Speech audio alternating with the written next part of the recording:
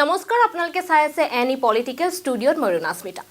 অসমীয়া জাতিটোৰ বাবে চৰম দুৰ্ভাগ্যৰ কথা যে মৃত্যুৰ পাছতহে অসমীয়াই চিনে নিজৰ জাতীয় সম্পদক তাৰ শেহতীয়া উদাহৰণ হ'ল জীৱিত কালত অৱহেলা অনাদৰ হৈয়ে আমাৰ মাজৰ পৰা হঠাতে গুচি যোৱা ৰাজীৱ খদিয়াৰ জীৱন সংগ্ৰাম ৰাজীৱ খদিয়াৰ স্বদেশ স্বজাতি প্ৰেমতকৈ কোনো গুণে কম নহয় এজন তৰুণ প্ৰজন্মৰ নায়কৰো অসম আৰু অসমীয়াৰ প্ৰেম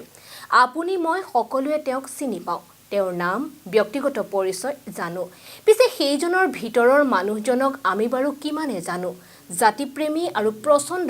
জাত্যাভিমানী পূৰ্ণ প্ৰতিশ্ৰুতি সম্পন্ন কোন এই তৰুণ প্ৰজন্মৰ অসমীয়া চাওঁ আহক আমাৰ এই প্ৰতিবেদনত ৰিয়ান পৰাগৰ স্বদেশ স্বজাতি প্ৰেমৰ অপূৰ্ব নিদৰ্শন অসাধাৰণ মেছি কোহলি ৰোহিতৰ আদৰ্শৰ ছাপ ৰিয়ান পৰাগৰ জীৱনশৈলীত ৰাজীৱ খদিয়াৰ আকস্মিক মৃত্যুত চকুলো বাগৰিছিল ৰিয়ান পৰাগৰ সাউথ পইণ্টৰ ছাত্ৰ ৰিয়ানৰ নিভাজ অসমীয়া ভাষা প্ৰেমৰ চানেকি কি 2022 বৰ্ষৰ বিশ্বকাপ ফুটবল প্ৰতিযোগিতাৰ ফাইনেল খেল কাটাৰৰ সেউজ খেলপথাৰত এমবাপেৰ ফ্ৰান্স বনাম লিঅনেল মেছিৰ আৰ্জেণ্টিনাৰ ফুটবল যাদু অতিৰিক্ত সময়তো খেলখন ড্ৰ হৈ শেষ হোৱাত ৰেফাৰীয়ে অন্তিম মুহূৰ্তত ট্ৰাইবেকাৰৰ সহায় ল'ব লগাত পৰে ট্ৰাইবেকাৰত 4-2 ব্যৱধানত বিজয়ী হ'বলৈ সক্ষম হোৱাৰ লগে লগেই আৰ্জেণ্টিনাৰ শিবিৰত বিশ্বজয়ৰ আনন্দৰ বন্যা বৈ যায় দীঘলীয়া সময় বিৰতিৰ পিছত নিজৰ দেশলৈ বুলি পুনৰ বিশ্বকাপ কঢ়িয়াবলৈ পাই আনন্দৰ লুটক দুগালেৰে বাগৰি যায় অধিনায়ক লিঅনেল মেছিৰ খেলপথাৰৰ সতীৰ্থ খেলুৱৈৰ সৈতে বিশ্ববিজয়ৰ আনন্দত মজগুল হৈ থকাৰ মাজতেই এপাকত নিজৰ শৰীৰৰ জাৰ্চি খুলি দিয়ে মেছিয়ে কিন্তু এয়া কি ফুটবলৰ জীৱন্ত কিংবদন্তি লিঅনেল মেছিৰ গেঞ্জিত আৰ্জেণ্টিনাৰ বিশ্বখ্যাত গেৰিলা যোদ্ধা কমৰেড চে গুয়েভাৰাৰ ছবি মুহূৰ্ততে স্তম্ভিত বিশ্বৰ কোটি কোটি ক্ৰীড়াপ্ৰেমীৰ জনতা বিশ্বৰ ক্ৰীড়া জগতক আৰু বুজাই কোৱাৰ প্ৰয়োজনে নহ'ল পেচাদাৰী ফুটবল জগতৰ জীৱন্ত কিংবদন্তি লিঅনেল মেছি আচলতে কাৰ অনুৰাগী মুহূৰ্ততে মেছিলৈ বুলি শ্ৰদ্ধাত বিশ্বৰ ক্ৰীড়াপ্ৰেমী জনতাৰ মূৰ দুখ খাই গ'ল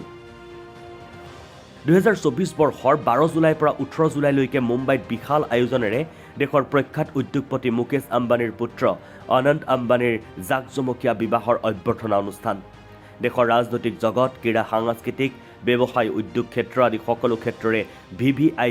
ভিআইপি অতিথিৰে ভৰি পৰিছে জুনিয়ৰ আম্বানী ৰাধিকা মাৰ্চেণ্টছৰ বিবাহৰ ৰাজকীয় অভ্যৰ্থনাথলী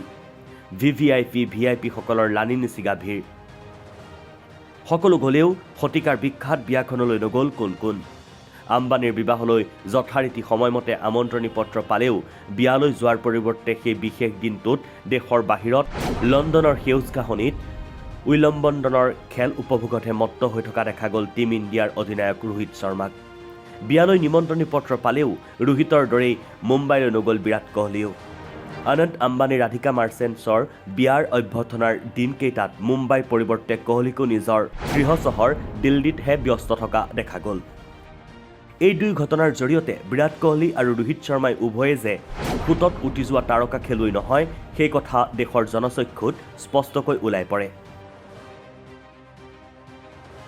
2025 বৰ্ষৰ 13 জানুৱাৰী মাঘ বিহুৰ উৰুকাক লৈ সাংঘাতিক ব্যস্ত হৈ পৰিছে অসমীয়া হালোৱা বনোৱা কৃষক শ্ৰমিক জীয়ৰী বোৱাৰী সেইদিনাই আবেলি 3 মান বজাত তিনিচুকীয়াৰ ফিলবাৰীৰ পৰা অসমৰ ৰাইজলৈ দুখবৰ আহিল প্ৰতিশ্ৰুতি সম্পন্ন উদীয়মান শিল্পী ৰাজীৱ গগৈ ওৰফে